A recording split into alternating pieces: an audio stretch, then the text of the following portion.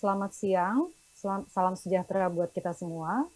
Perkenalkan, saya Afianti Arman, arsitek, kurator, dan akan memandu acara bincang-bincang siang ini dengan tajuk Latar Etnis dalam Sastra. Bersama kita sudah hadir 3 penulis Indonesia terdepan saat ini, yaitu Azhari Ayyub, Ben Sohib, dan Clara Ang. Selamat siang, Azhari, Ben, dan Clara. Selamat siang, Mbak Vivi. Oke, sebelum memulai diskusi, saya ingin memperkenalkan secara singkat masing-masing pembicara kita.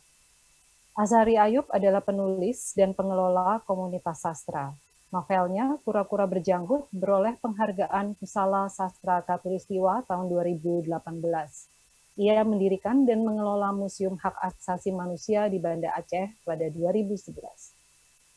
Ben Sohib adalah novelis, cerpenis, penulis skenario film. Karya-karyanya melukiskan daya tahan orang Betawi dalam gerusan modernitas dengan penuh ironi dan humor. Buku cerpen terbarunya adalah Kisah-Kisah Perdagangan Paling Gemilang yang diterbitkan tahun 2020. Clara Ang adalah novelis dan penulis cerita anak. Dalam beberapa karyanya, ia memusatkan perhatiannya pada soal LGBT dan etnis Tionghoa. Novelnya, Dimsum Terakhir, yang terbit tahun 2006, beroleh pengakuan di kalangan kritikus sastra. Cerita-cerita anaknya, salah satunya Gaya Rambut Pascal, mendapat beberapa kali penghargaan adikarya sebagai buku anak terbaik dari Ikatan Penerbit Indonesia. Sebagai belakang dari obrolan kita siang ini, kita tentu sepakat bahwa sastra dalam sebuah masyarakat adalah representasi dari masyarakat tersebut. Dan bicara tentang sastra Indonesia adalah bicara tentang satu masyarakat dengan keragaman yang luar biasa. Kita tahu di bentang 17.000 pulau dari timur ke barat, ada sekitar 300 kelompok etnis, 1.340 suku, dan kurang lebih ada 700 bahasa daerah yang masih hidup dan dipergunakan meskipun mungkin tidak secara aktif. Itu pun kesemuanya bukan berada dalam sebuah kondisi yang statis, terutama apabila kita bicara tentang pengaruh dari arus informasi yang bergerak terus-menerus ke wilayah-wilayah privat kita melalui berbagai macam gawai yang kita miliki. Kalau kita menengok sedikit ke dalam sejarah sastra Indonesia, kita tahu bahwa latar etnis dan konteks lokal itu merasuk jauh ke dalam karya. Seperti kita tahu juga di dalam budaya Minangkabau dengan segala adat istiadatnya, itu menjadi sumber kreativitas sastrawan-sastrawan yang banyak berasal dari Sumatera Barat, seperti Hamka dengan tenggelamnya kapal Van der Wijk, kemudian Marah Rusli dengan Anak dan Kemenakan. Atau yang berlatar belakang etnis Jawa seperti Linus Suryadi dengan Pengakuan Pariem, Umar Khayyam dengan Sri Sumarah dan Bawuk, juga Dorothea Rosa dengan Blencong dan sebagainya. Atau juga yang berlatar Betawi, kaum Betawi yang terpinggirkan oleh kaum urban, misalnya yang dituliskan oleh Firman Muntako dan S.M. Ardan dalam buku kumpulan cerpen Terang Bulan di Kali. Bagaimana hal ini terwakilkan dalam lanskap sastra Indonesia dan turut membentuk sastra Indonesia hari ini? Azhari Ayyub, Ben Sohib, dan Clara Ang sudah menjawab melalui karya mereka. Dan untuk menggulirkan obrolan, saya akan persilahkan dimulai nanti dari Azhari dan kemudian diikuti oleh Ben dan Clara untuk bercerita secara garis besar bagaimana latar etnis atau konteks lokal mengekspresikan dunia imajiner kalian ke dalam sastra Indonesia.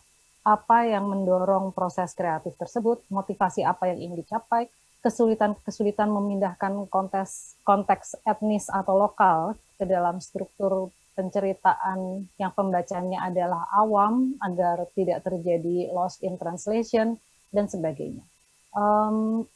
Saya persilakan lebih dulu ke Azhari untuk bercerita dan sesudahnya nanti Ben dan Clara. Silakan. Ya, terima kasih Mbak Vivi. Saya mungkin akan menjelaskan beberapa hal. Yang pertama tentu saja saya memulai ini beberapa tahun yang lalu, mungkin sekitar akhir tahun 90-an. Itu satu masa remaja yang agak mengerikan.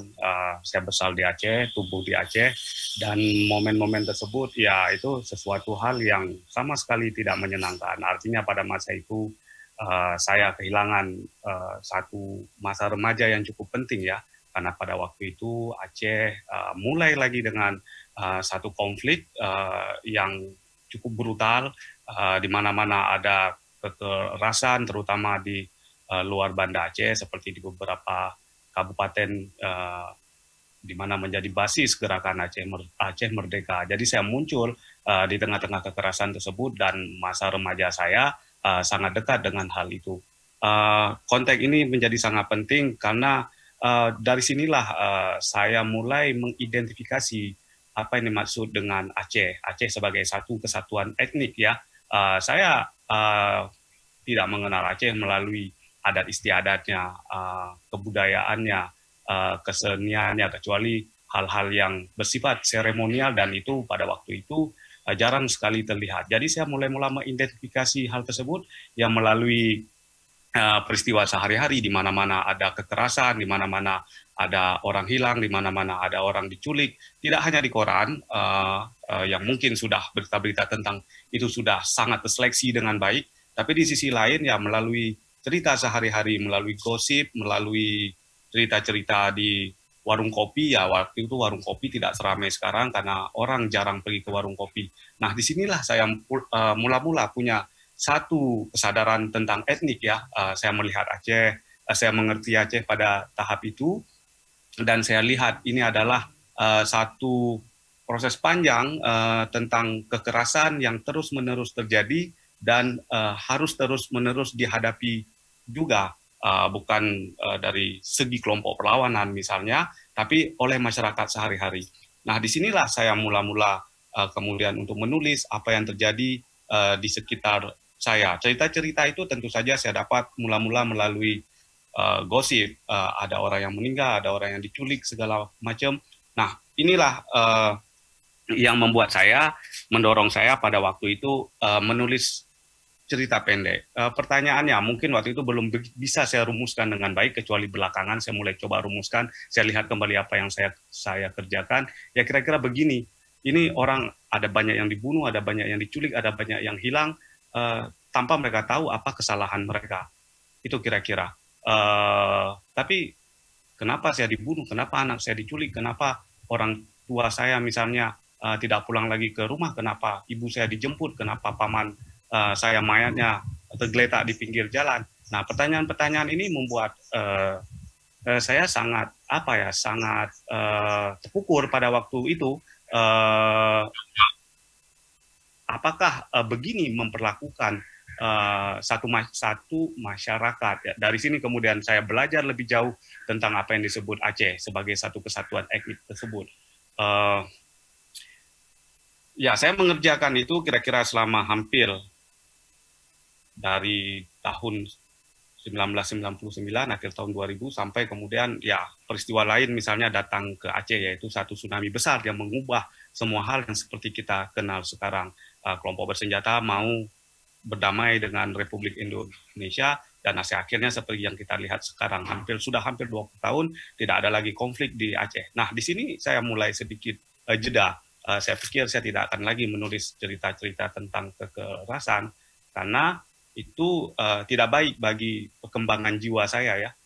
Saya tahu saya gampang marah, saya gampang curiga, saya gampang emosi saya menjadi tidak stabil, dan itu ternyata akibat saya hidup di dalam satu masyarakat yang sangat dekat dengan kekerasan. Itu saya mengambil jeda cukup lama di tengah-tengah tsunami itu, mungkin sekitar hampir setahun 2 tahun, lalu saya memutuskan untuk menunda apa yang saya kerjakan. Pada waktu itu saya sedang mengerjakan satu novel tentang konflik Aceh, tapi novel itu tidak saya kerjakan sampai sekarang. Lalu saya mencoba melihat dari segi yang lain, dari sudut pandang yang lain, yang pada waktu itu mungkin cukup menyenangkan untuk saya kerjakan. Karena pertama-tama bagi saya mengerjakan itu harus menyenangkan. Ini berbeda sekali dengan pengalaman pada masa remaja saya. Dan ketika saya mulai bekerja dengan sangat menyenangkan pada waktu itu, yang tema yang saya pilih adalah tentang masa lalu sebenarnya, tentang bagaimana Aceh berada di satu persimpangan apa yang kita sebut, atau di pintu gerbang apa yang kita sebut sekarang sebagai jalur rempah. Ketika globalisasi dimulai, ketika kolonialisme lambat laun mulai masuk ke wilayah Nusantara. Ya, saya bekerja di situ, tapi masalahnya saya mendapatkan informasi ini dari pihak luar, dari buku-buku yang saya baca, karena sedikit sekali referensi yang berkenaan dengan tema ini yang datang dari para penulis di dalam negeri sendiri. Misalnya berita-berita pelaut asing tentang Sumatera, berita-berita pelaut asing tentang yang kita kenal sekarang sebagai Malaysia, berita-berita pelaut asing yang kita kenal sekarang sebagai Banten misalnya, itu ya saya baca di situ, lalu saya mulai membayangkan posisi cerita saya yang akan saya tulis. Ini ada satu bandar yang terletak di pintu gerbang, dan posisi itu sangat menentukan bagaimana orang-orang dari atas angin datang ke bawah angin untuk melakukan perdagangan. Ya, pada waktu itu rempah-rempah yang menjadi primadona, dan kemudian di situ dimulai apa yang kita sebut belakangan sebagai praktik kolonialisme yang panjang itu. Nah, itu kira-kira yang menghubungkan saya dengan Aceh sebagai satu kesatuan etnis. Gitu.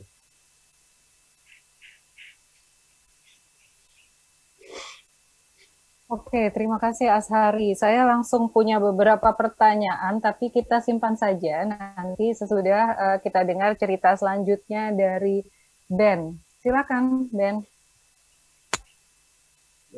Terima kasih, Vi. Sebagian karya memang berlatar belakang kehidupan masyarakat etnis Betawi, khususnya etnis campuran Arab Betawi. Itu memang berkisah tentang kehidupan mereka, tapi saya tidak bisa menyebut cerita-cerita itu sebagai mengungkap daya tahan mereka menghadapi gerusan modernitas. Jadi lebih tepat mungkin jika dikatakan sebagai potret apa adanya. Jadi dengan kata lain, kisah-kisah itu hanya mengabarkan bagaimana komunitas Arab Betawi itu merespons modernitas. Perkara tahan atau tidaknya yaitu menjadi isu lain. Tapi dari konflik-konflik itu, dari peristiwa yang muncul dalam realitas kehidupan masyarakat etnis Betawi Arab itu, kemudian yang saya pindahkan ke dalam fiksi, pada dasarnya dengan mudah orang bisa melihat atau menangkap apa yang sesungguhnya terjadi. Artinya peristiwa-peristiwa itu hanya bisa dilahirkan oleh rahim yang telah lama mengandung luka ya akibat ketertinggalan ekonomi, pendidikan, dalam banyak bidang. Yang kelak itu akhirnya mendorong organisme politik dari mulai aksi-aksi jalanan sampai politik identitas ya, berbasis agama misalnya.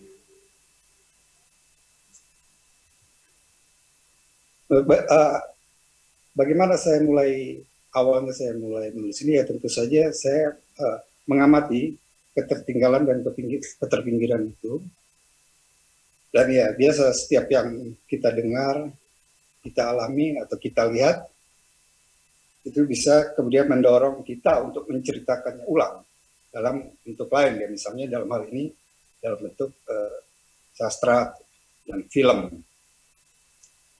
Tapi dalam karya itu tentu saja saya tidak membicarakan ketertinggalan dan keterpinggiran itu sebagai sebuah fakta keras ya dalam tanda petik. Jadi ketertinggalan dan keterpinggiran itu hanya bisa diendus melalui peristiwa keseharian yang melibatkan satu atau dua tokoh yang terangkai dalam sebuah cerita. Jadi peristiwa-peristiwa itu yang kemudian menuntun kita ke gambar besar yang menjadi landscape atau rahim yang melahirkannya. Contohnya persoalan peci misalnya, yang dialami oleh tokoh Rosid dalam novel Da Vinci Code ya, atau film Tiga Hati bagi yang sudah nonton. Itu kan konflik antar generasi akibat ketertinggalan pendidikan.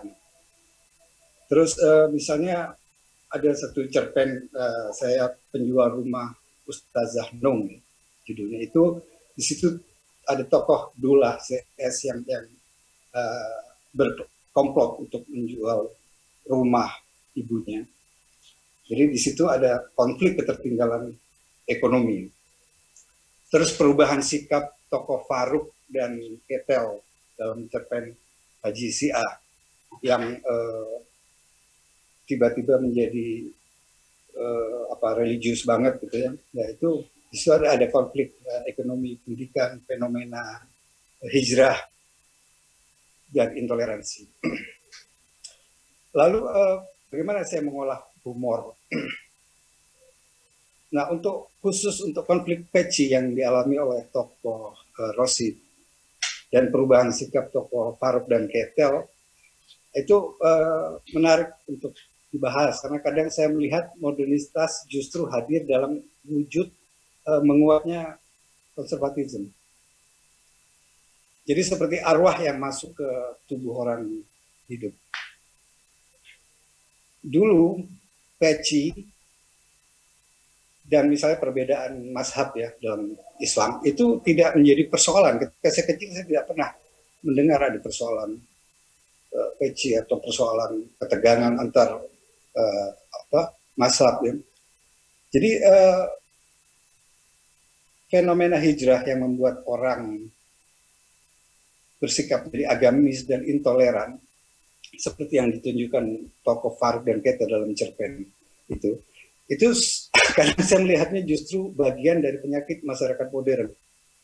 Jadi kita ingat kelompok ultra kanan Pegida misalnya di Jerman atau di Eropa, atau Proud Boys di Amerika, kelompok-kelompok fundamentalis Kristen baru ya di dunia barat dan lain-lain. Jadi dalam kasus ini ketika seseorang ingin mempertahankan itu, artinya mempertahankan nilai-nilai lama yang diajarkan oleh leluhurnya, yaitu misalnya ketika pada waktu itu tidak ada persoalan peci, dulu tidak ada persoalan jilbab misalnya. Dulu di komunitas Arab Betawi tidak ada yang memakai jilbab, nyaris tidak ada. Dan pentingnya dan cenderung sangat toleran ya waktu itu.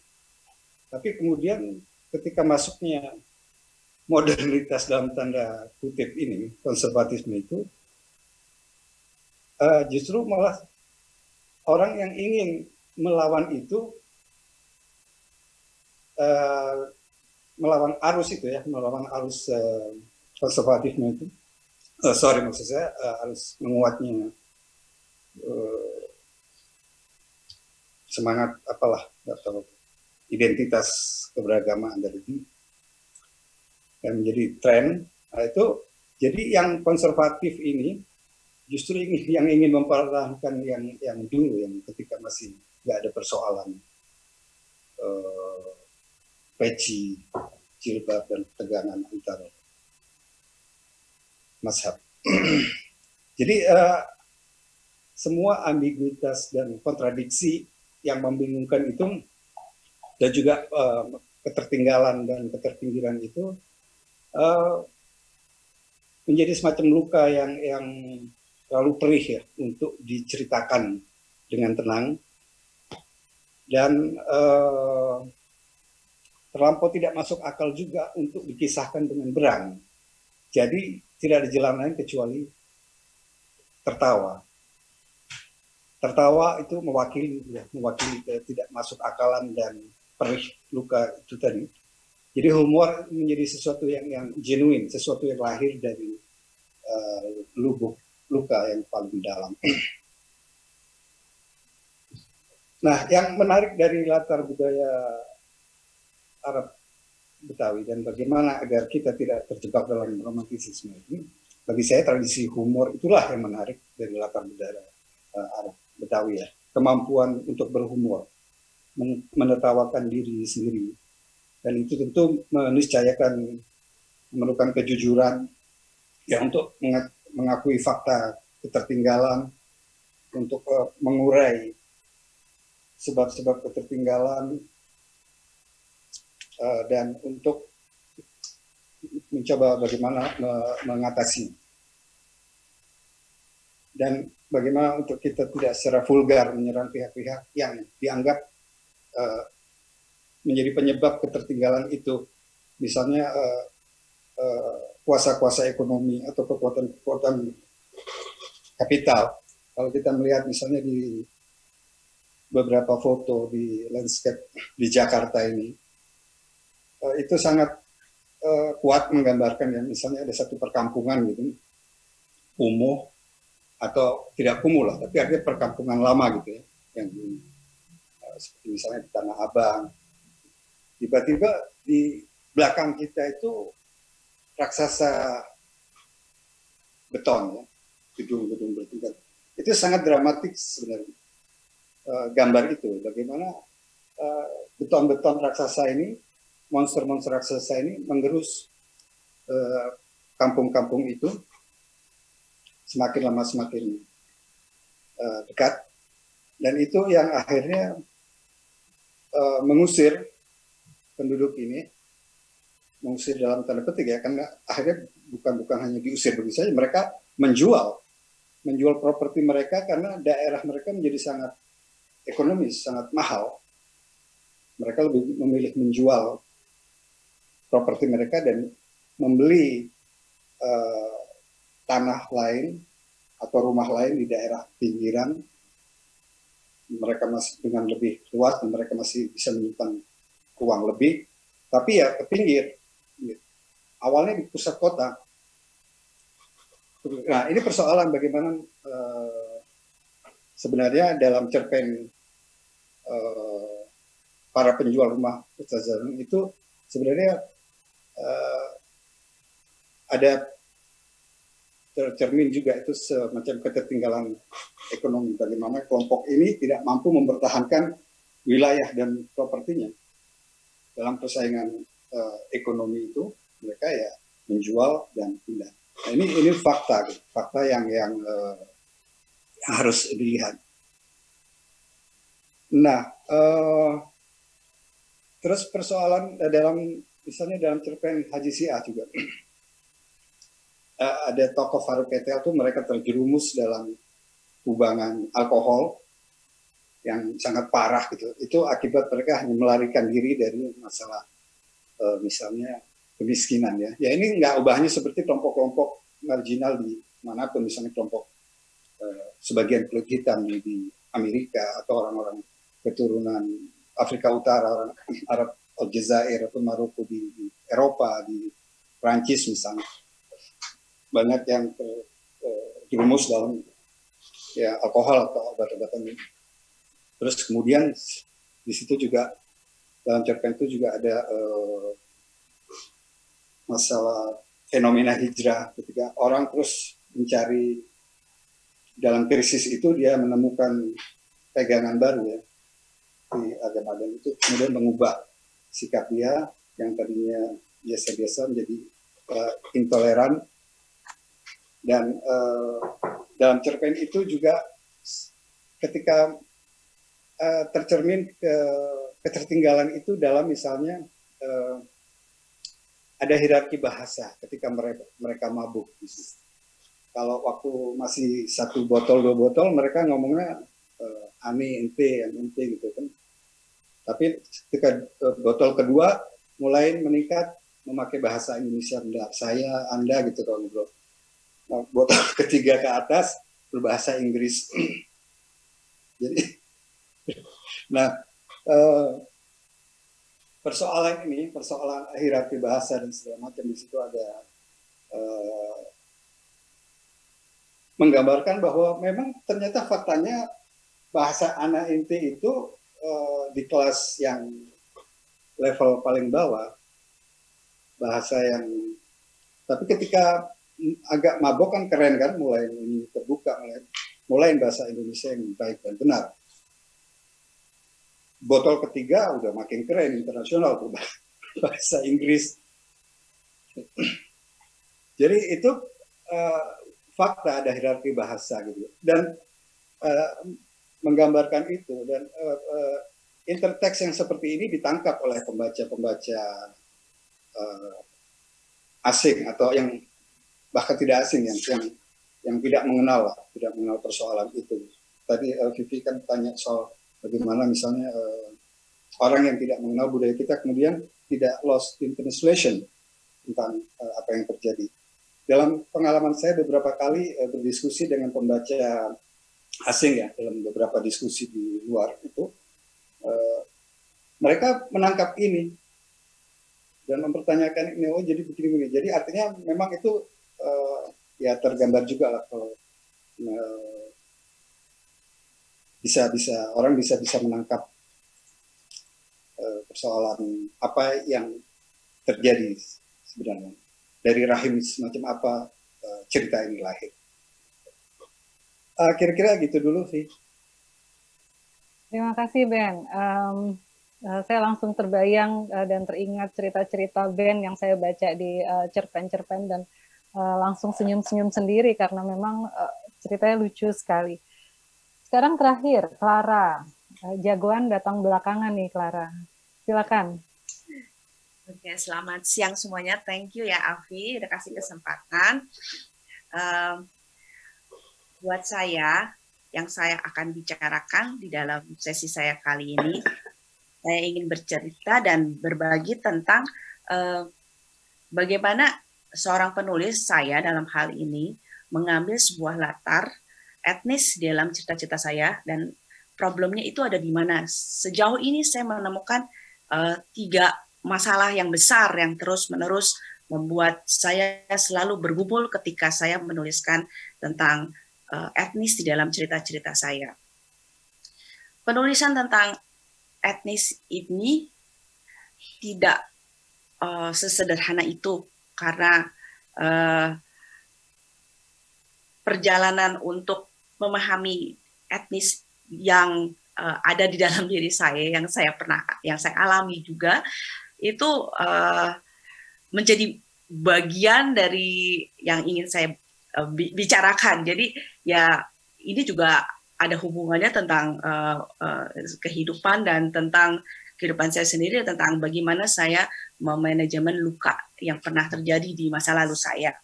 Jadi yang pertama-tama problem paling penting adalah satu, bagaimana saya membuat jarak saya sebagai penulis ke dalam cerita. Karena jarak itu penting, terlalu dekat saya dengan penulisan, maka tulisan itu menjadi bercampur dengan diri saya sendiri. Karena itu saya tidak menginginkan hal itu. Dan jika saya jaraknya terlalu jauh dengan cerita saya,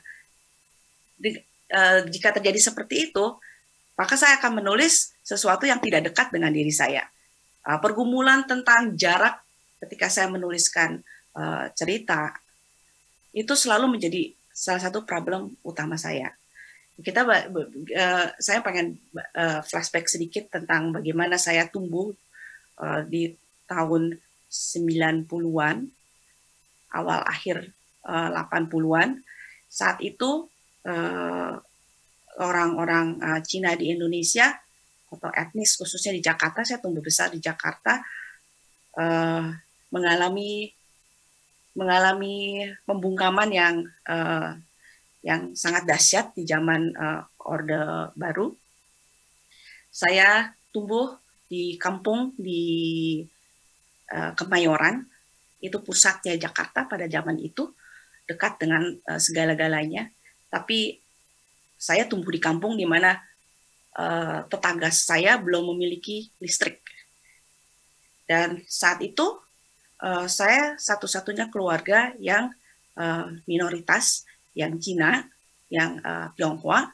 Sementara kiri saya itu bahkan masjid ya, dan banyak sekali tetangga saya yang kami panggil dengan sebutan Pak Haji. Ya.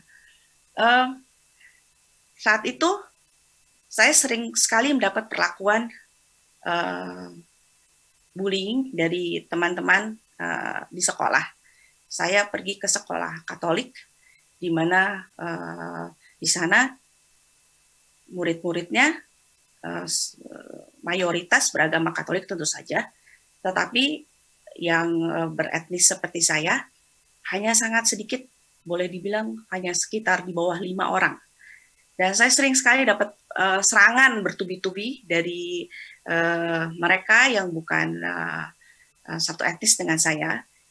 Serangan seperti panggilan kata-kata yang tidak baik, sampai ejekan-ejekan yang seharusnya pada saat itu saya berusia 7 tahun, harusnya guru menyadari hal ini, tapi pada saat itu tidak ada interfere dari orang-orang dewasa pada saat itu. Dan saya tumbuh dengan perasaan yang bingung pada saat itu, apalagi ibu saya memiliki mekanisme denying, berarti dalam arti wajahnya tidak berpenampilan seperti Cina pada umumnya.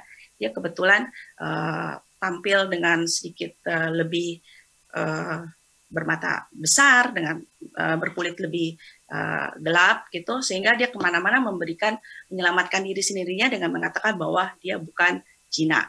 Dan kalau mereka melihat saya dengan penampilan yang berbeda sekali dengan ibu saya membela diri dan mengatakan ya saya menikah dengan suami yang Cina dan anak saya mirip sekali dengan Cina. Itulah pertama-tama pergolakan saya terhadap hubungan saya dengan ibu dan hubungan saya dengan identitas diri saya.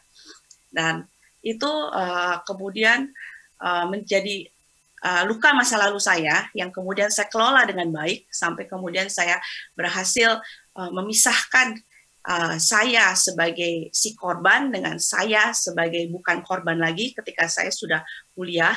Kebetulan saya juga kuliah di luar Indonesia, sehingga pengalaman masa lalu itu bisa saya zoom out dan saya lihat dari atas, melihat diri saya dari secara objektif dari atas, dan pertempuran antara apa yang sudah terjadi dengan diri saya, yaitu subjektivitas dengan objektivitas saya berhasil keluar dari diri saya dan melihat luka itu dari luar, itu selalu bertempur di dalam diri saya. Sehingga ketika saya menuliskan dan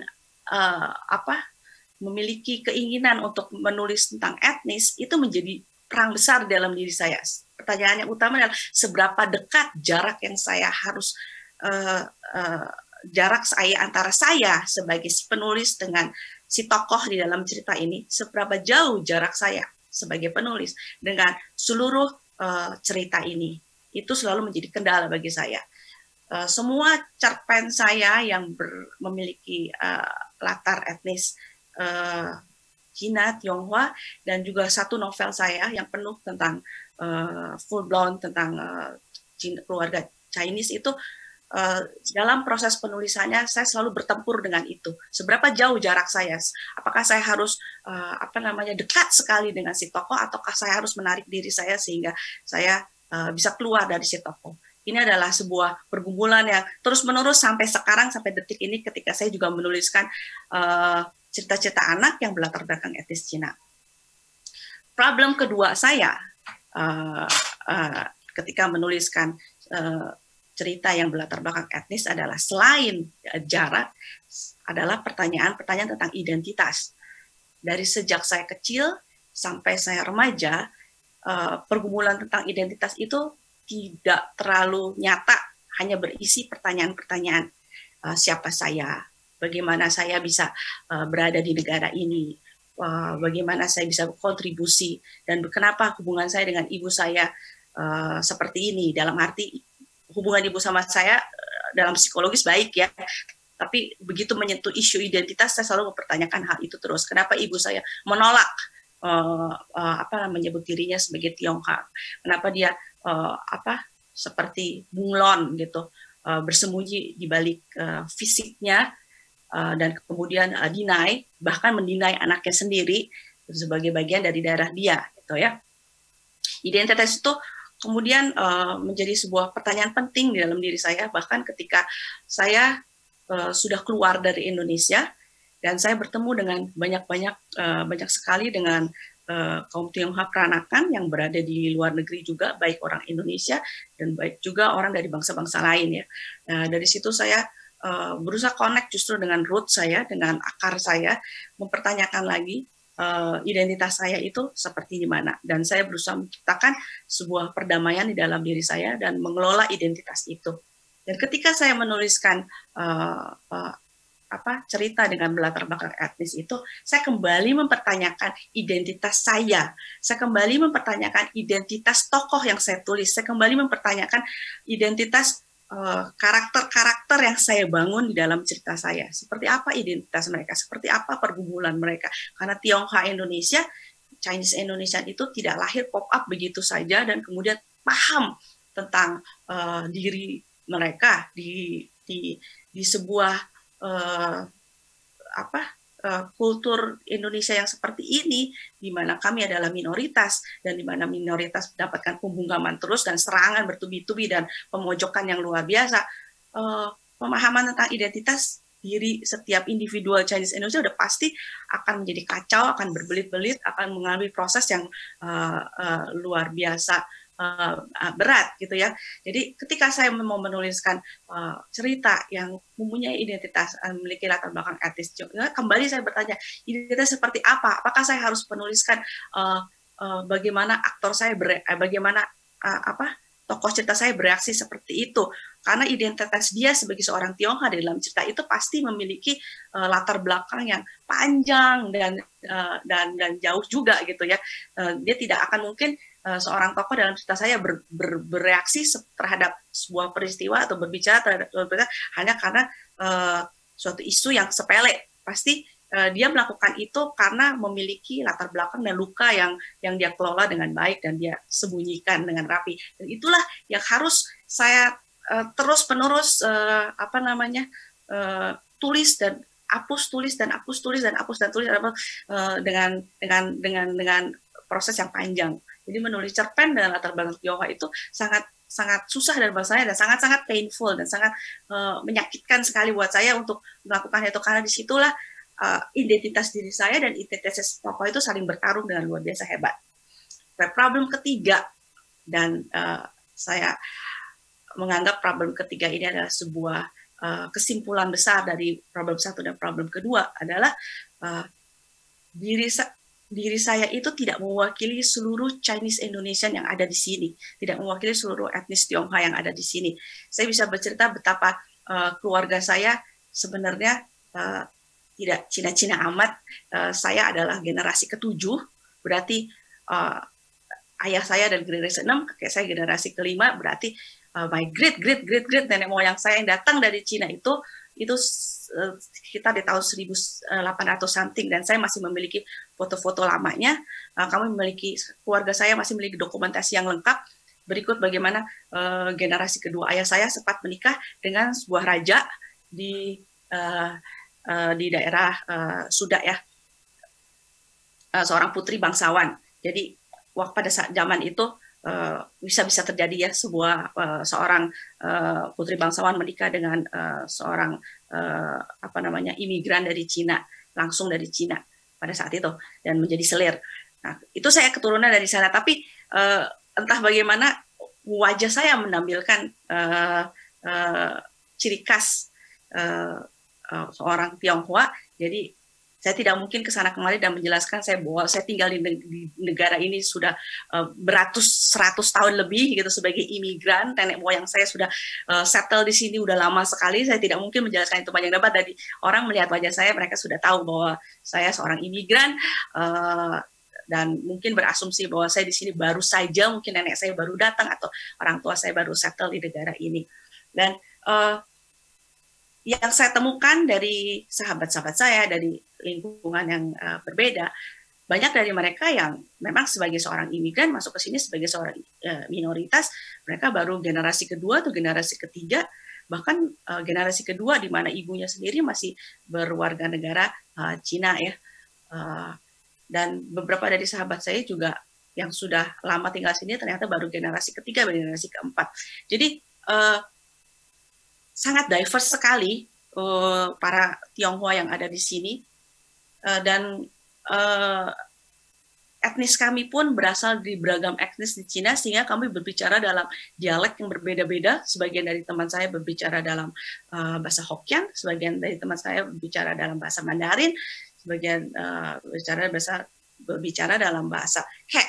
Jadi sangat diverse, dan saya merasa kalau saya menulis tentang etnis Tionghoa, saya tidak akan mewakili komunitas seluruh imigran Tionghoa Indonesia yang ada di sini. Saya tidak akan mewakili mereka semua, tapi saya juga sadar bahwa karya saya akan menjadi general. Mereka akan menganggap beginilah Tionghoa Indonesia dengan segala problemnya yang diwakilkan oleh cerita saya. Kesadaran itu saya tahu gitu, saya punya awareness soal itu, dan setiap kali ada diskusi di dalam komunitas Tionghoa, di dalam sesama sendiri kami, atau bahkan di luar, ya saya kembali lagi harus menjelaskan bahwa cita-cita saya tidak mewakili seluruh komunitas Tionghoa. Ini adalah hanya satu dari beragam diverse cara hidup, pergumulan batin kami, bagaimana kami mengelola luka dari seluruh Chinese Indonesian yang ada di sini. Jadi itu 3 problem yang saya hadapi ketika saya berhadapan dengan naskah saya dan ketika saya ingin berbicara dengan etnis Tionghoa. Problem-problem ini bagi saya sangat struggling, sehingga saya tidak bisa terus-menerus menuliskan cerita atau naskah-naskah tentang etnis Tionghoa terus-menerus gitu ya. Karena begitu banyak beban yang saya bawa ketika saya menuliskannya. Jadi bagi saya menulis menulis dengan etnis, latar belakang etnis ini bukan sebuah pekerjaan yang mudah, malah sebuah pekerjaan yang perlu struggling. Dan setelah selesai naskahnya pun, saya juga perlu membawa naskah saya, membawa buku saya, membawa cerita saya, dan kembali menjelaskan kepada audiens tentang bagaimana posisi cerita saya, naskah saya, dan novel itu di dalam besarnya, luasnya dunia sastra Indonesia. Saya rasa segitu aja. Nanti kita lanjutkan lagi dengan pertanyaan. Oke, terima kasih Clara. Sesudah mendengar cerita dari teman-teman sekalian ini, dari Azhari, dari Ben dan Clara, yang membahas tentang latar belakang etnis dalam karya kepenulisan mereka, saya pribadi seperti masuk ke interior psikis teman-teman sekalian dengan spektrum yang luar biasa, mulai dari yang tragis, kemudian yang traumatis, sampai yang ironis, bahkan ada yang lucu gitu. Dan ternyata pertimbangan dan pergulatan yang dihadapi di dalam mengangkat atau memindahkan konteks etnis ini ke dalam imajinatif kreatif teman-teman itu adalah pergulatan yang dalam dan tidak enteng. Dan itu saya hargai karena sebetulnya apa yang kalian lakukan ini adalah akan memperkaya khasanah sastra Indonesia secara keseluruhan. Dari situ saya ingin memperdalam bincang-bincang kita atau pembahasan kita hari ini dengan beberapa pertanyaan. Mungkin yang pertama adalah untuk Azhari. Ini mengenai kura-kura janggut. Pertama mungkin saya harus melakukan disclaimer ya, saya belum habis membacanya karena tebal sekali dan itu betul-betul harus dibaca dengan teliti gitu. Tapi dari yang saya lihat, sejarah Aceh yang panjang dan mengikat keseluruhan cerita ini, itu justru membuka fakta bahwa Aceh sedari dulu tidak lokal, dalam arti terbatas dalam persinggungan dengan dunia. Justru bisa dibaca bahwa Aceh di cerita kura-kura berjanggut adalah Aceh yang kosmopolitan, yang sangat majemuk dan percaya diri dalam pergaulan internasional. Ini terus terang sebelum membaca kura-kura berjanggut, saya punya bayangan sendiri tentang Aceh, dan sesudah membaca kura-kura berjanggut, saya melihat dalam cerita tersebut, situasi Aceh di situ adalah situasi yang mencengangkan. Nah, apakah hal ini memang disengaja oleh Azhari? Karena ini bisa jadi merupakan satu upaya Anda gitu untuk mendorongkan satu ide atau satu protes terhadap situasi hari ini. Mungkin langsung dijawab aja, Sari, nanti yang lain ada pertanyaan berikut. Iya, Mbak Vivi, itu mungkin ya semacam ya bukan kesengajaan juga, tapi ya pada akhirnya seperti itu. Ya sebelum saya misalnya bisa mengidentifikasi siapa saya dengan baik, ya seperti yang sudah saya ceritakan tadi, ya saya terkurung dalam apa namanya ya, dalam pendapat tertentu tentang latar belakang saya, tentang etnis saya. Tapi kemudian ada hal yang lain yang membuat saya mendapatkan sebuah jendela dan lalu saya melihat keluar. Oh, disinilah apa namanya pemandangan tersebut, lanskap tersebut. Dan saya pikir ini bukan hanya khas milik Aceh, hanya kebetulan misalnya Aceh berada pada posisi yang paling awal ya di poin ini. Dia berada di gerbang di satu titik di mana lalu lintas perdagangan dunia pada waktu itu bertemu. Tapi kalau kita masuk lebih ke dalam, itu hampir terjadi di semua tempat sampai ke Papua, sampai ke Filipina di sana. Tapi pertanyaannya, apa yang membuat kemudian jendela ini tertutup? Ini saya pikir adalah akibat atau dampak yang panjang dari proses kolonialisme yang terjadi belakangan sebelum era ini selesai. Kolonialisme punya kecenderungan untuk menutup semua pintu, semua akses yang sebelumnya didapat dengan begitu mudah oleh titik-titik tertentu di dalam jalur Nusantara kita yang terbentang dari Pulau Sumatera, Kalimantan, Jawa, misalnya Papua New Guinea ke sana, dan juga sampai ke Filipina, misalnya itu satu kesatuan di mana mereka saling berhubungan satu sama lain. Saling berhubungan berarti ya mereka harus membuka pintu seluas-luasnya kepada siapapun yang datang yang ingin berdagang. Tidak ada WTO pada waktu itu, tidak ada fakta-fakta atau perjanjian-perjanjian yang dipaksakan oleh kolonialisme, sehingga pada masa itu masyarakat yang ada di Nusantara harus berhubungan dengan orang-orang tertentu, bangsa-bangsa tertentu. Dan saya juga ya soal imigran misalnya, soal pendatang, itulah yang terjadi. Walaupun di sisi lain misalnya ada akibat yang ditimbulkan terhadap masyarakat asli. Tapi apa asli di sini misalnya? Itu kan pertanyaan yang sangat debatable, misalnya yang sangat panjang. Maksud saya misalnya bagaimana di luar orang Barat misalnya justru mendesak orang-orang di Nusantara sendiri untuk lebih ke dalam. Tapi saya yakin bahwa apa yang membuat kita menutup diri dan membuat kita semakin berada di dalam dan sulit untuk keluar, salah satu yang terjadi adalah akibat dampak dari kolonialisme yang sangat panjang. Nah, dengan kura-kura tentu saja saya mencoba membaca sebelum saya mulai menyusun ini. Nah, itulah yang saya dapatkan, apa yang disebut oleh Ben tadi sebagai fakta keras ya. Tentu saja saya harus mengolahnya, saya tentu saja harus melenturkannya. Nah, inilah yang terjadi misalnya, tidak bisa terhindarkan ciri-ciri apa yang Mbak Vivi sebut tadi sebagai kosmopolitanisme, yaitu harus menampung konsekuensinya segala macam hal yang datang dari luar, apakah itu buruk, apakah itu jahat, apakah itu menurut kita kotor, itu adalah sesuatu hal yang sulit untuk kita tolak kalau kita punya visi tentang itu. Dan si Sultan di dalam Kura-Kura Berjanggut, ya dia punya visi tentang itu. Di sisi lain misalnya dia tidak begitu terpengaruh dengan agama, dia tidak menempatkan agama sebagai visi politik dia, tapi dia semata-mata menempatkan itu pada visi perdagangan yang dia inginkan. Dia ingin membuat satu bandar yang sangat ramai, dan oleh karena itu bisa menjamin satu kemakmuran. Dengan kata lain, dia menyingkirkan segala hal yang berhubungan dengan identitas. Tidak ada orang yang berkelahi di situ, tidak ada orang yang tawuran di situ seperti di Jakarta misalnya, seperti yang digambarkan oleh Ben tadi misalnya. Itu kira-kira Mbak Vivi. Oke, terima kasih Mas Ashari. Nanti pasti akan ada pertanyaan lain lagi dari teman-teman penonton, pemirsa yang mengikuti acara ini. Sekarang saya akan beralih ke Ben. Tadi saya mencatat ada satu pernyataan Ben yang menarik sekali. di mana di situ Ben menjelaskan kenapa humor digunakan untuk menceritakan kisah-kisah sedih.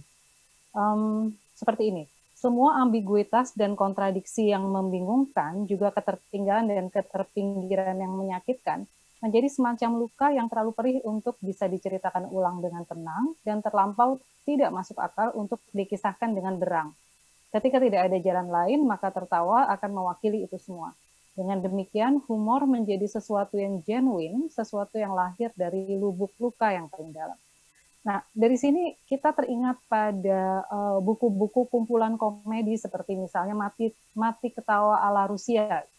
Nah, pertanyaan saya adalah begini, apakah tradisi humor masih subur di masyarakat Betawi Arab? Soalnya kalau sekarang kita melihat Betawi Arab atau Arab Betawi, saat ini kelompok aktivis ini malah dikenal sebagai ikon untuk menguatnya, yaitu tadi aksi-aksi vigilante berbasis agama. Sehingga apa yang diceritakan oleh Ben dalam cerpen-cerpen atau novel-novel itu seperti tidak merepresentasikan Arab Betawi yang dikenal oleh masyarakat luas hari ini. Dan itu malah jadi semacam nostalgia atau romantisme. Nah, mungkin pertanyaan keduanya adalah apakah kemudian Ben tidak tertarik untuk mendalami karakter-karakter dalam kelompok Arab Betawi yang baru atau Arab Betawi modern yang vigilante ini dalam materi cerpen atau novel atau skrip film? Silakan Ben.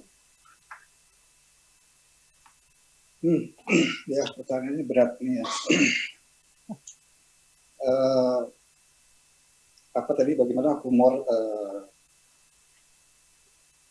dijadikan medium untuk menceritakan ke apakah tradisi humor masih subur di masyarakat Betawi? Ya, tentu saja itu sebagai karakter komunitas ya tetap ada, meskipun kemudian mereka atau sebagian terus sekarang ini mengalami perubahan dalam misalnya keberagamaan ya, dan lebih menguatnya identitas keagamaan. Tapi ya mereka akhirnya berhumor dalam lingkup yang seperti itu. Artinya karakter humorisnya ya tetap. Jadi meskipun misalnya melempar batu dalam kemarahannya, tapi atau memukul dengan pentungan atau apapun lah, artinya dalam kemarahan itu kan yang seperti apa namanya mencerminkan yang saya sebut tadi, ketika mereka tertinggal dan terpinggirkan. Jadi kemarahan itu dalam bentuk seperti itu ya yang keluar. Tapi sebagai karakter di dalamnya humor ya saya rasa tetap, cuman memang orang akan melihat stereotypingnya sekarang berbeda, seperti dibilang tadi, menjadi ikon katakanlah aksi-aksi main hakim sendiri atau yang semacam itu. Dan ini memang menyakitkan ya, menyedihkan gitu. Seperti saya jadi teringat tadi, dan itu yang buat kita yang tidak atau yang di luar kelompok itu, atau yang kita sebenarnya tidak setuju ya yang seperti itu. Tapi stereotipnya kan tetap ya, kita seperti Clara tadi disebut, misalnya di bullying, misalnya cuman kasusnya berbeda. Kalau tadi Clara bilang kan dia tinggal di satu perumahan di kampung di Kemayoran dan mengalami bullying ya. Kan bullying itu terjadi atas etnis Tionghoa karena dianggapnya etnis Tionghoa itu yang menguasai ekonomi. Akhirnya timbul bullying itu di situ. Tapi yang menjadi sasaran bullying ya yang di kampung pun juga ikut kena gitu. Jadi mungkin untuk sekelompok etnis Tionghoa yang misalnya kaya raya dan di perumahan mewah yang lingkungannya hanya mereka tidak mengalami atau minimal tidak merasakan langsung serangan-serangan bullying rasial misalnya. Tapi yang hidup di lingkungan di luar itu kena getahnya, jadi nggak dapat apa-apa, tapi kena getahnya. Nah, dalam kasus-kasus di etnis Arab Betawi ya mungkin juga terjadi seperti itu. Sebagian orang menikmati privilege itu karena dihormati, menjadi panutan, dan itu kan modal pada akhirnya menjadi modal ekonomi. Mereka mendapatkan ya modal sosial, modal ekonomi, modal politik. Artinya mendapat benefit dari itu. Sementara yang tidak, atau yang bahkan yang against itu, soal bullyingnya justru yang paling banyak kena. Kalau mereka tidak akan merasa dibullying karena mereka hidup di lingkungan yang memuja mereka, yang mengagung-agungkan mereka. Tapi bagi yang tidak di kelompok itu, yang tidak masuk, artinya baik secara politik atau perilaku dan pemikiran ideologi keagamannya yang berbeda, itu akan sering menghadapi bullying di lingkungan di luar, karena orang akan stereotyping. Ini saya ada satu teman saya misalnya, dia sangat anti ya kelompok-kelompok ini. Tapi pada satu saat, di satu kesempatan dia diolok-olok lah karena etnisnya. Jadi itu menyakitkan sekali. Di satu sisi dia anti itu, tapi dia diolok-olok oleh orang yang anti itu, tapi juga mengolok-olok dia karena stereotyping tadi. Nah, itu fakta yang pahit sebenarnya. Ya, memang stereotyping itu pada akhirnya menjadi semacam apa ya, semacam senjata yang kemudian berlaku untuk semua, berlaku dan melukai semua orang dari semua etnis. Nah, untuk Clara, pertanyaan saya, trauma itu kan menjadi salah satu pengalaman yang menyusun kesadaran etnik Clara ya, baik yang bermula dari rumah maupun yang muncul dari lingkungan. Nah, apakah dengan mengunggah penulisan berlatar etnis ini tidak mengorek luka lama?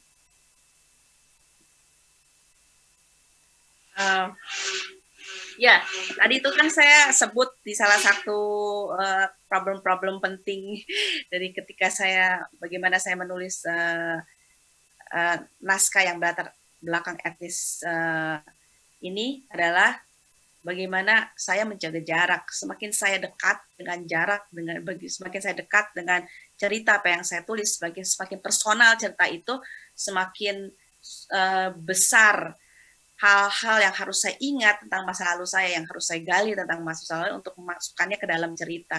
Tapi seringkali saya merasa itu sangat terlalu menyakitkan sehingga saya harus mundur. Dan salah satu bentuk yang bagi saya sebuah problematik adalah ketika saya mundur dari naskah ini, tulisan saya ini akan tidak memiliki bobot etnisnya, di bobot luka yang ingin saya bawa dalam cerita itu. Tadi persis seperti dikatakan bahwa sebenarnya salah satu cara untuk mengelola luka adalah mentertawakannya. Saya sering sekali mengatakan itu kepada banyak teman-teman bahwa jika kita tidak bisa mengendalikan atau menyelamatkan diri kita lagi, salah satunya adalah yang terbaik adalah dengan mentertawakan diri kita sendiri. Di beberapa bagian di dalam novel saya, di dalam Dimsum terakhir, saya juga banyak sekali adegan-adegan di mana dari percakapan mereka sedang membicarakan trauma mereka di masa lalu, para trauma tokoh di masa lalu, dan kemudian mentertawakannya. Terus satu lagi yang membuat saya juga berhubungan dengan pertanyaan itu, di cerpen saya yang berjudul semua perempuan berselingkuh, itu saya juga mengalami sedikit kegamangan ketika menuliskan cerpen itu, karena saya ingin bereksperimen sedikit dengan menuliskan sebuah cerita tentang keluarga beretnis Tionghoa, di mana dalam bahasa Mandarin dan bahasa dan berbagai dialek Cina itu, keluarga itu sangat penting, sehingga dalam bahasa strukturnya itu ada kata persis untuk menjelaskan apakah dia seorang kakak nomor 1, kakak nomor 2, atau kakak nomor 3, atau kakak nomor 4, dan seterusnya. Ataukah IPA nomor 1, IPA nomor 2, IPA nomor 3. Dan di setiap dialek itu kami memiliki ucapan sendiri. Dan ketika saya mau menuliskan semua perempuan berselingkuh, cerpen itu, saya ingin bereksperimen, ingin menuliskan bahwa ketika si A menyebut kakak nomor 3, semua orang dalam tokoh itu mengetahui bahwa si kakak nomor 3 mengalami peristiwa masa lalu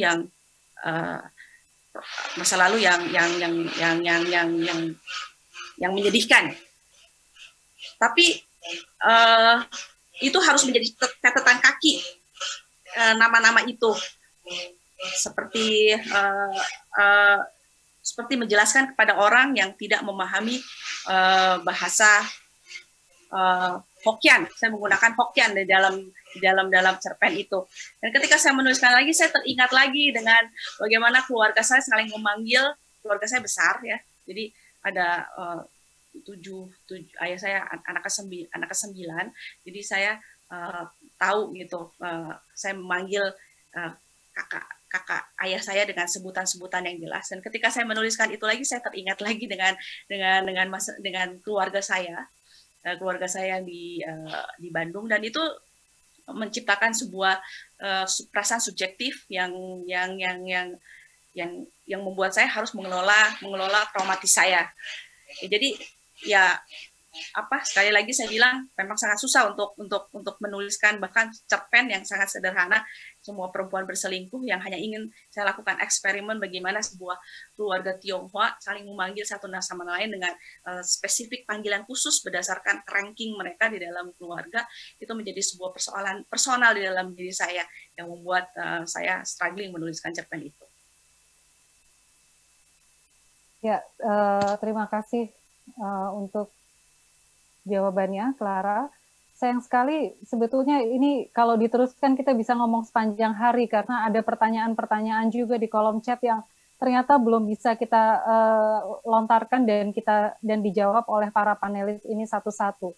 Tapi kalau saya boleh menutup keseluruhan bincang-bincang kita, maka mungkin dari pembicaraan ini kita tidak bisa menyimpulkan sebuah keindonesiaan ke dalam satu narasi yang baku, karena kita bicara tentang banyak sekali latar belakang, baik itu latar belakang etnis, ekonomi, sosial, dan sebagainya. Dan cukup gegabah apabila kita bilang bahwa Indonesia adalah terbagi menjadi mayoritas dan minoritas. Menurut saya Indonesia itu justru terdiri dari kumpulan minoritas ketimbang tadi mayoritas dan minoritas. Dan itu terjadi dalam segala hal.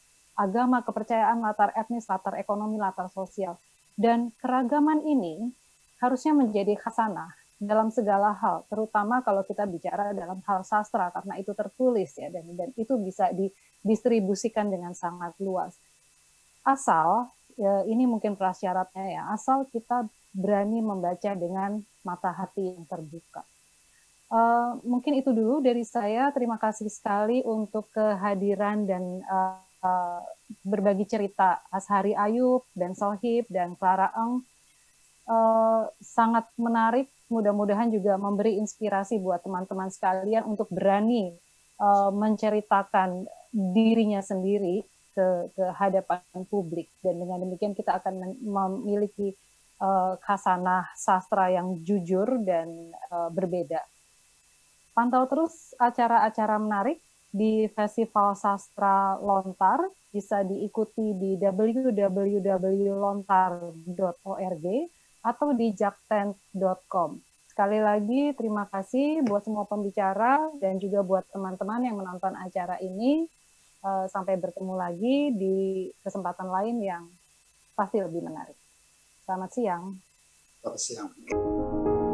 Mengawali hari dengan informasi terkini, menjadi sumber referensi dan inspirasi di setiap aktivitas. Melalui news video portal, segala informasi dapat disajikan cepat, akurat, dan lengkap. Dengan kekuatan teknologi digital, Maidcom.id hadir dengan berita pilihan yang dikemas secara menarik. Maidcom.id, digitally inspire people. Sudah 15 menit, masih kejebak macet. Tenang, daripada emosi, 15 menit Anda jadi lebih berharga kalau bersama saya. 15 Minutes, setiap Rabu, jam 6 sore lewat 45 menit. Mediaindonesia.com hadir dengan opini cerdas dan narasumber kredibel, mudah diakses, informasi berkualitas ada di genggaman Anda. Klik di browser Anda, www.mediaindonesia.com. Dan temukan pandangan berbeda, karena fakta bisa sama, sudut pandang boleh beda. Mediaindonesia.com, views and news.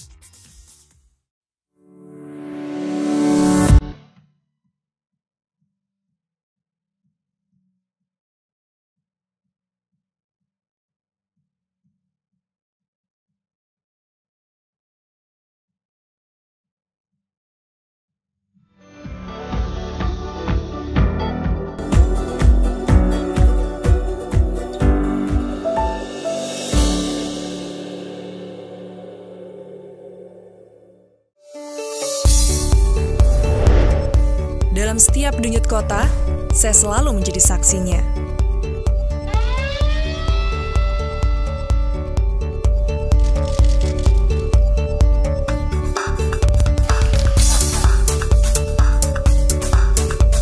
Disiarkan lebih dari 20 televisi jaringan Jawa Pos Group.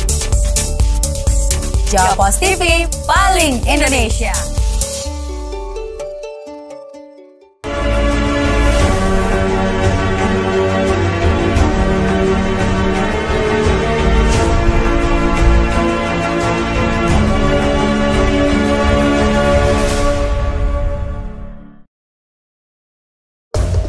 Kebebasan pers dan gelombang era digital menghadirkan ribuan bahkan jutaan informasi dan data setiap harinya. Beragam data dan informasi berserak di berbagai tempat seiring dengan perubahan dunia yang bergerak begitu cepat. Media-media baru pun bermunculan, namun kualitas informasi seolah tak lagi menjadi prioritas. Bahkan tak sedikit yang abai pada etika jurnalisme. Untuk menjawab tantangan itu, Kata Data hadir sejak April 2012 sebagai portal media di bidang ekonomi dan bisnis. Beragam sektor diulas mulai dari finansial, energi, pangan, hingga industri kreatif dan digital. Artikel mendalam dan komprehensif dengan sajian infografik yang menarik menjadi karakter utama dari Kata Data. Kata Data berikhtiar untuk terus menyajikan beragam informasi berkualitas untuk kemajuan negeri dan untuk kepentingan bisnis Anda. Kami percaya demokrasi yang sehat tumbuh dari kehadiran informasi dan data yang akurat. Kalau bicara pakai data.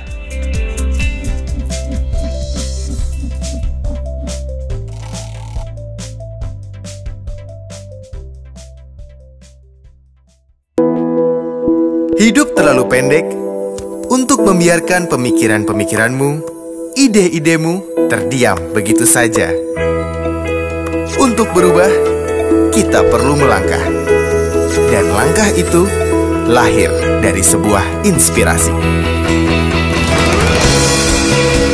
Republika, start moving.